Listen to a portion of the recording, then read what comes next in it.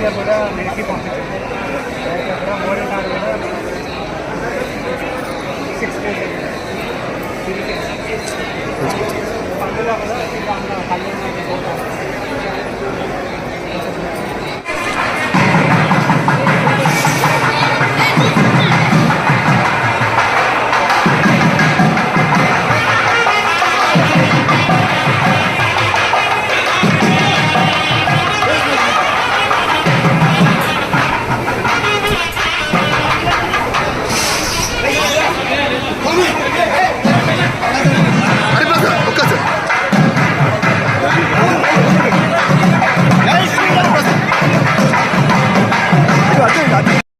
ఈరోజు నేను స్వయంగా నేసిన సీతమ్మ వారి పట్టు చీరను భద్రాద్రి సీతమ్మ వారికి తీసుకురావడం జరిగింది.